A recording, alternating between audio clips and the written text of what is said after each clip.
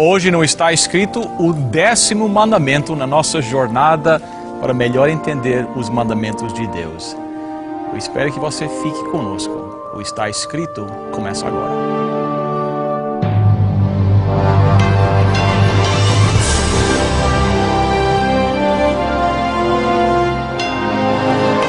Venceu a prova do tempo. O livro de Deus, a Bíblia. Ainda relevante neste mundo complexo. Está escrito, partilhando mensagens de esperança ao redor do mundo.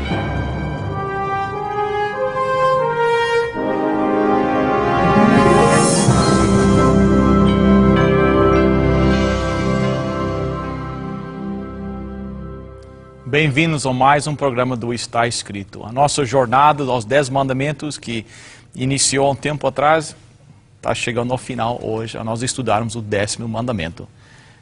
E para nos ajudar, nós temos os nossos convidados. O senhor já conhece o Dr. Tim. Bem-vindo mais uma vez, Dr. Tim. Muito prazer. E o nosso convidado especial, o pastor Jimmy Cardoso, de Washington, D.C. Prazer estar aqui com você. Obrigado, pastor Jimmy. Quem sabe, para o benefício aos telespectadores, o senhor podia nos explicar, dizer um pouquinho com respeito onde você nasceu e onde você está trabalhando como pastor hoje. Muito bem, eu nasci na cidade de São Carlos, no interior do estado de São Paulo. Nossa família recebeu a mensagem adventista no meados do século passado e a gente cresceu naquela cidade, estudamos em São Paulo, inclusive fui aluno, discípulo do Dr. Tim. Oh, que bom. E no começo da década de 90 nós imigramos para os Estados Unidos. Tivemos o desejo de continuar nossos estudos na Andrews University, mas por decorrência de um acidente de carro, eu acabei ficando no sul da Flórida. E ali Deus ajudou a gente a mudar os planos e acabei estabelecendo uma comunidade, uma igreja, pela graça de Deus. E aí fui convidado a trabalhar na divisão norte-americana, né?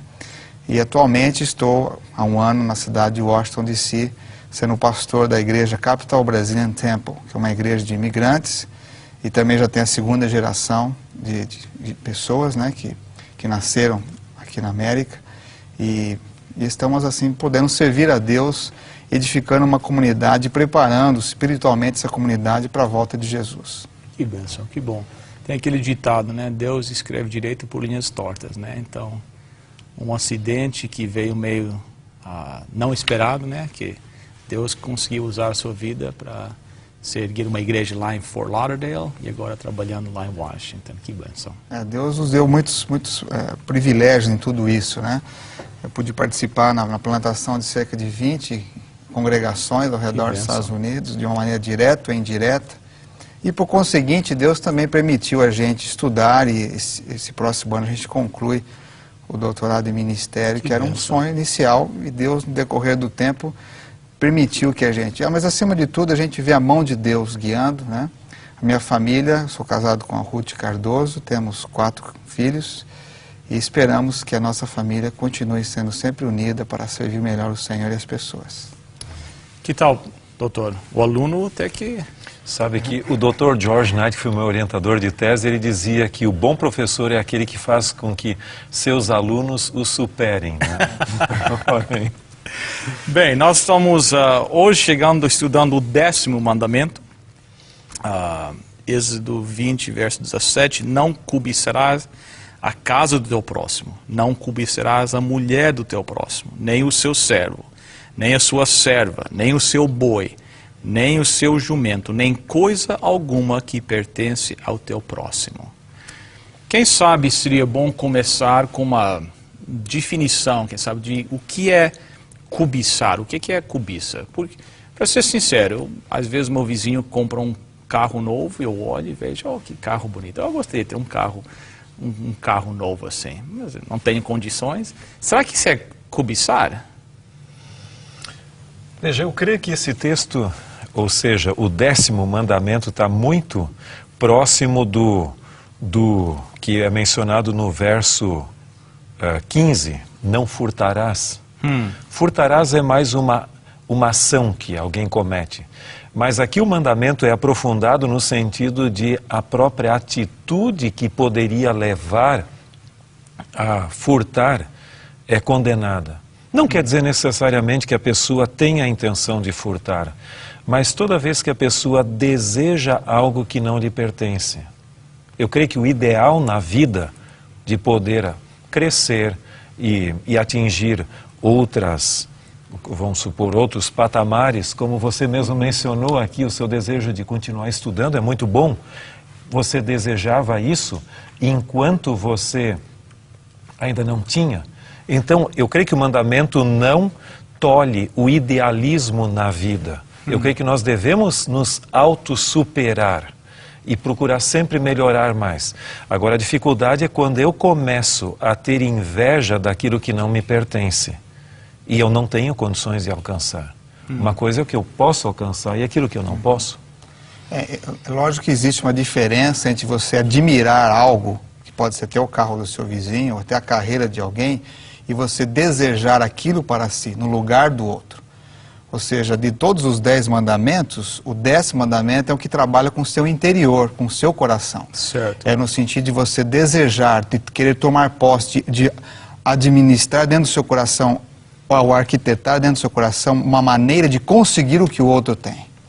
Ou seja, ele extrapola o lado da admiração. Ele deseja a ambição negativa. Ou seja, ele não vai medir esforços para adquirir aquilo que é do outro. Né?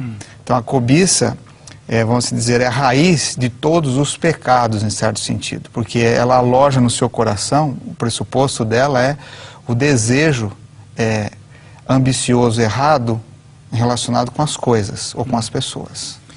Há um pensamento que eu gosto muito que diz o seguinte: chorar com os que choram é muito fácil, mas sorrir com os que sorriem é difícil. Quer dizer, quando uma pessoa da qual eu não deveria, mas vamos supor, eu sinto inveja, ou que é uma pessoa com a qual a pessoa acaba competindo, ele está numa desgraça, não é difícil ir lá e consolá-lo e dizer, puxa, que Deus te ajude a sair dessa situação difícil. Mas quando eu estou mais ou menos estacionado e ele está indo bem, é muito difícil eu me alegrar com o êxito dele. Eu creio que um dos aspectos mais difíceis é imitar o exemplo de João Batista. Dizer, importa que ele cresça e que eu diminua. Isso não é humano. Isso é divino. Mais uma vez vai contra a nossa natureza. Lógico. Eu encontrei na Bíblia uma coisa muito interessante sobre a cobiça. Ao pesquisar a palavra de Deus, descobri 7 frutos que são gerados da cobiça. Interessante. Por exemplo, um deles é a opressão. A cobiça gera uma maneira para tomar do outro. O furto, que o senhor mencionou, que é inclusive a transgressão do próximo mandamento, né? A desobediência à vontade de Deus, o roubo, maldade, falta de escrúpulos e a zombaria. Aqui existe uma série de versos de Gênesis, em Josué, em Samuel, em Reis, em Lucas, que esses pecados, vamos dizer, eles estão relacionados diretamente com a cobiça. Ela sendo assim a promotora no interior do coração humano para que isso desencadeie. É diferente do elogio honesto, vamos dizer, ou do você se alegrar, ou você admirar algo relacionado até com outras pessoas. Deus, em sua sabedoria, já sabia se a cobiça começar a gerar no coração, é óbvio que pode ter a tendência de produzir esses atos negativos. Não é Paulo que diz que nós devemos nos ficar satisfeitos em qualquer condição, né? Sempre satisfeitos em qualquer condição que nós nos encontramos. E quem sabe a cobiça indica que o que Deus tem nos dado, nós não estamos satisfeitos com isso que Deus nos deu. Na realidade, a falta de receber amor, de compreender amor, nos dá uma autoimagem, uma autoestima frágil. E isso desencadeia uma atitude de vida cobiçosa, que gera inveja, que gera o desejo de ser outra pessoa, de tirar, de imitar outro, enfim, traz consequências muito negativas na vida humana. Pessoas seguras de si mesmo pela graça de Deus, logicamente, não pelo humanismo que gera uma falsa segurança, elas não têm muita dificuldade com esse mandamento, mas pessoas inseguras, elas sempre acham que alguém pode tirar ou que precisam ter mais e a situação começa a complicar. Agora é interessante que o mandamento fala em duas coisas, propriedades. Eu ia perguntar isso, por que o mandamento não diz apenas não cobiça? Como é que seria então?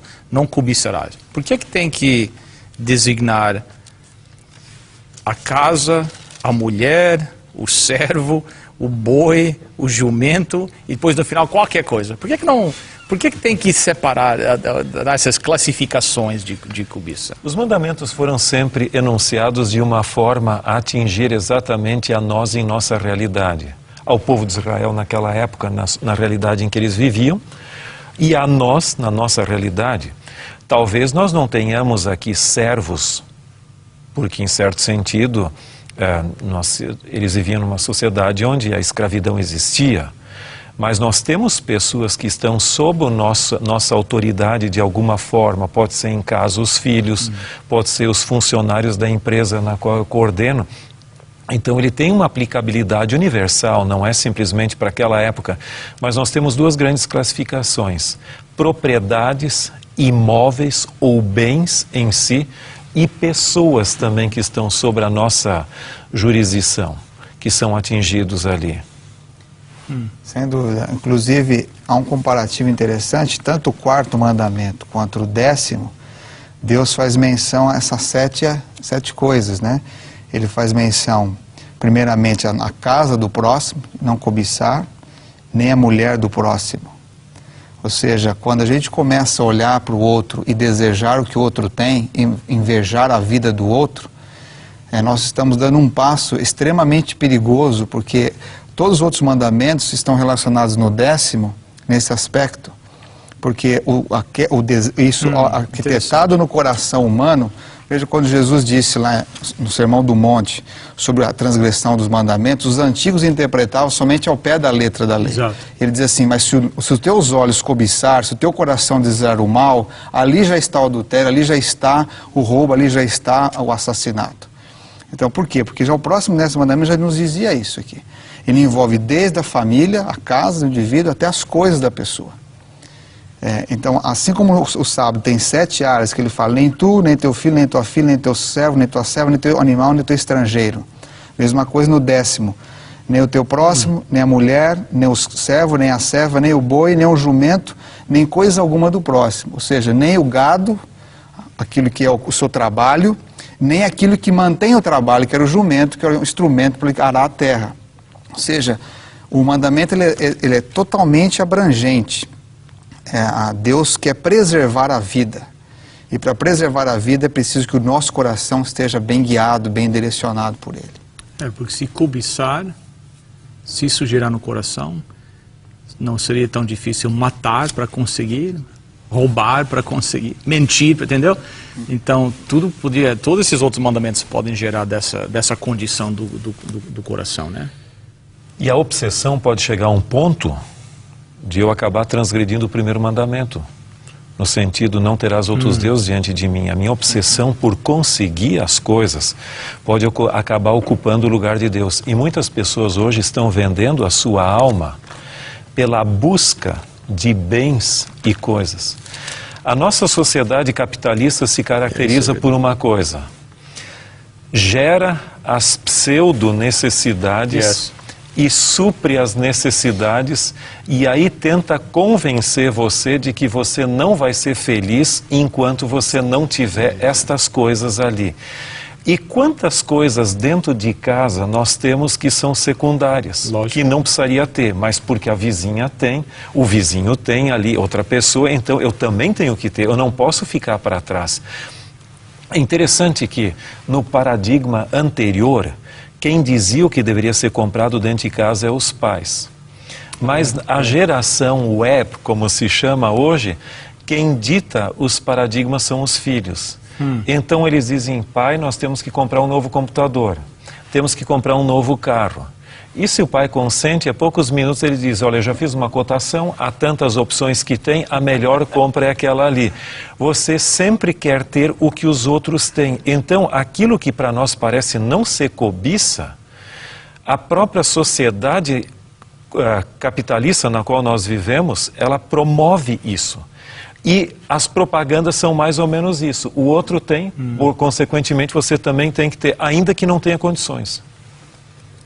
Jesus, ele lidou muito com isso. Eu vejo Jesus falando muitas vezes, tanto é que ele disse que não há compatibilidade entre o reino dos céus e Mamon. Por incrível que pareça, quando a palavra relacionada com cobiça no Antigo Testamento, ela está relacionada com Deus Mamon, que é o Deus da riqueza, o Deus do desejo, né? Jesus disse aqui em Lucas, no capítulo 12, no versículo 15. Lucas 12. Capítulo 12, versículo 15. Ele falando sobre a parábola do homem rico, mas insensato. Por que insensato?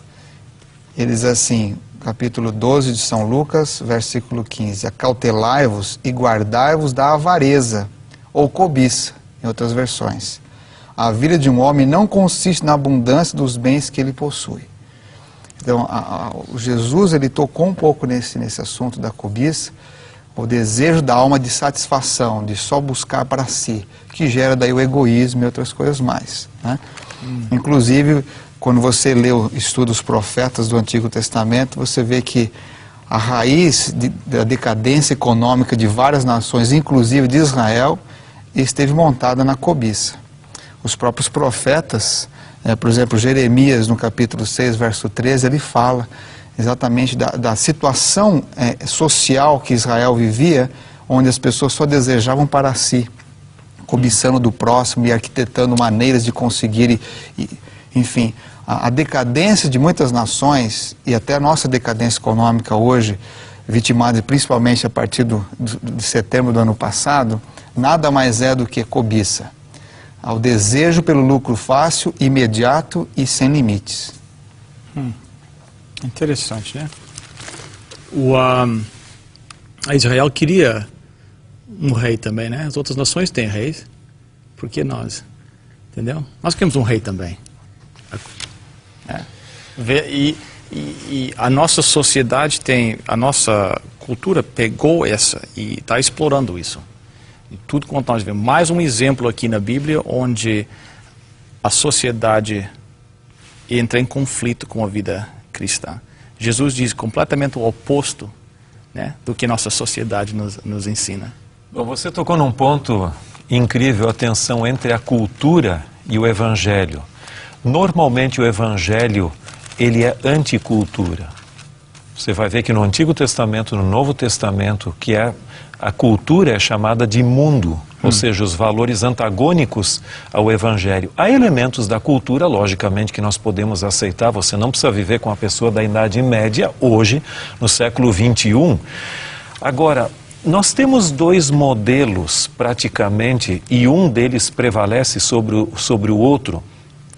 A nossa sociedade, a nossa cultura hoje é essencialmente competitiva. Quando o evangelho, ele é cooperativo.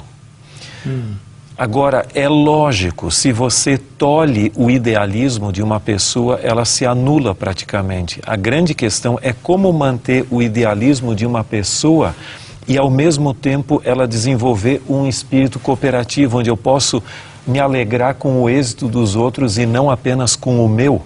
Mas os seres humanos hoje são transformados numa escada, praticamente, para que eu possa subir por cima deles ali.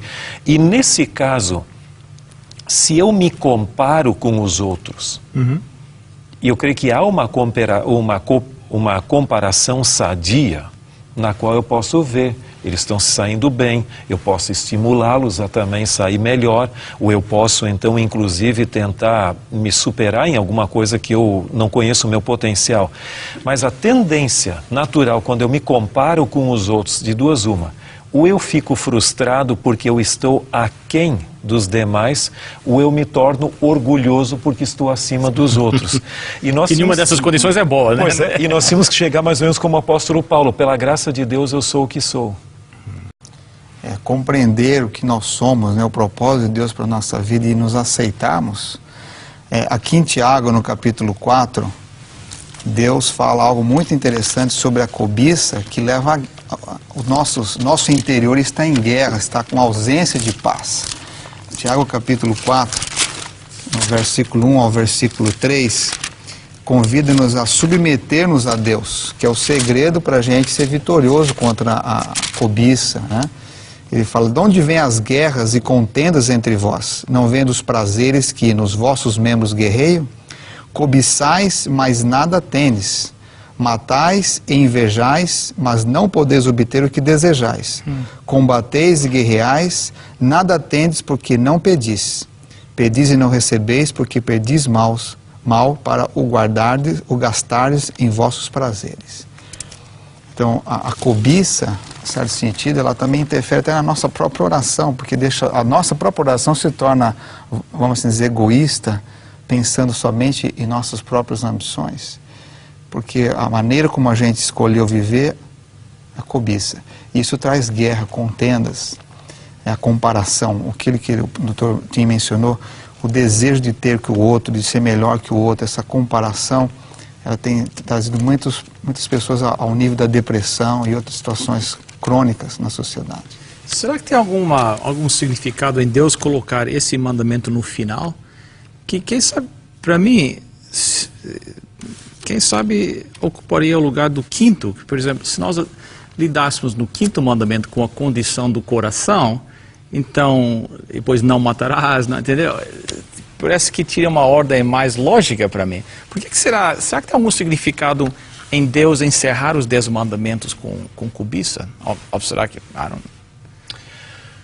Eu creio que, em certo sentido, veja, você poderia colocar várias interpretações diferentes, nesse caso ali, motivos para isso, mas um deles, praticamente, eu creio que ele acaba complementando o que o primeiro mandamento diz. O primeiro mandamento começa: não terás outros deuses diante de mim, e agora o outro mandamento, praticamente o último, reforça esse: não permita que nada tome o meu lugar ali. Em outras palavras, a obsessão por pessoas, por coisas ali que acabariam tomando o lugar de Deus. É interessante que é muito difícil você quebrar um mandamento isoladamente. Normalmente dá uma reação em cadeia, o efeito dominó, como nós dizemos ali. E eu creio que esse é um complemento final ali para tentar evitar que isso aconteça. Agora, há um texto que eu acho muito bonito que pode complementar essa ideia, que é Jeremias, capítulo 9, o verso 23 e 24. 9, 23, 24. Jeremias 9, 23 a 24. Assim diz o Senhor: não se glorie o sábio na sua sabedoria, nem o forte na sua força, nem o rico nas suas riquezas, mas o que se gloriar, glorie-se nisto, em me conhecer e saber que eu sou o Senhor e faço misericórdia, juízo e justiça na terra, porque destas coisas me agrado, diz o Senhor. Sempre haverá pessoas mais importantes, mais sábias e mais fortes do que eu. E sempre haverá pessoas inferiores. Se eu olhar para um grupo ou para outro, eu vou me estabilizar. Mas se minha segurança estiver em Deus, eu creio que é possível superar todo o egoísmo ou mesmo o orgulho de ser forte, rico e poderoso.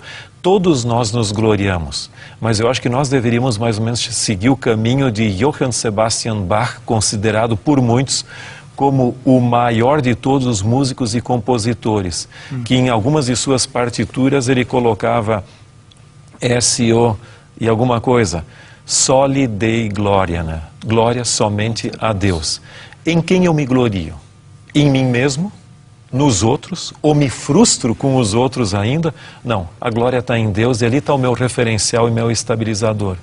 Que pensamento importante para nós encerrarmos. Jesus disse a Nicodemos naquela visita de noite, né? Nicodemos, você tem estado olhando para a tua riqueza, para a tua sabedoria, para as tuas condições. Tira os teus olhos disso e fixa os teus olhos em mim. E quem sabe essa é a lição para cada um de nós, né? Fixar os nossos olhos em Jesus Cristo, e que lá que nós vamos encontrar o verdadeiro significado da nossa vida e a paz que todos nós buscamos. Pastores, muito obrigado por estarem conosco. Dr. Tim, muito obrigado por nos acompanhar através dessas jornadas dos 10 mandamentos. Foi uma grande alegria estar com vocês. Obrigado. Pastor Jimmy, você podia orar pelos nossos telespectadores? Senhor, que privilégio podemos conversar contigo através da oração. Obrigado porque o Senhor é o nosso Pai. O Senhor nos recebe e comunica graça, bondade e verdade sobre a nossa vida. Abençoe cada telespectador, cada pessoa que estará ouvindo essa mensagem. Que possa, Senhor, se refugiar no Teu poder, na Tua graça.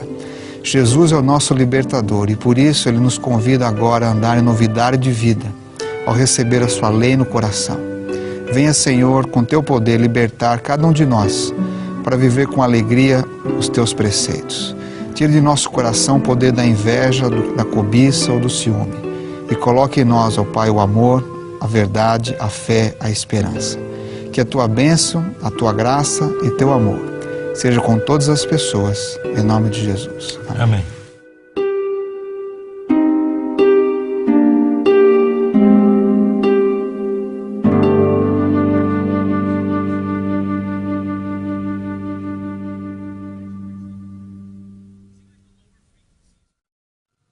Bem, chegamos ao final de mais um programa. Quem sabe o pastor Jimmy tem um pensamento para encerrar o nosso programa hoje. Bill e todos os amigos, Jesus, Ele deu a sua vida por nós por causa do pecado. O pecado custou a vida de Jesus Cristo, mas a graça venceu. A lei de Deus nada mais é que uma manifestação da sua graça sobre nós. Por isso que ela começa com a palavra Deus e termina com o próximo. Deus agindo para salvar a gente e a gente para amar e ajudar nosso próximo a voltar-se para Deus. Que você possa, ao ler os mandamentos de Deus, encontrar a manifestação de um Deus que liberta, um Deus que salva, um Deus que acalma a gente e um Deus que virá para, acima de tudo, fazer você andar lado a lado com Ele na eternidade. Que seja a realidade para cada um dos nossos telespectadores. Na próxima semana, nosso desejo é estar aqui. Espero que você esteja conosco. Lembre-se do nosso website, estaescrito.ca. Está escrito: nem só de pão viverá o homem, mas de toda a palavra que procede da boca de Deus.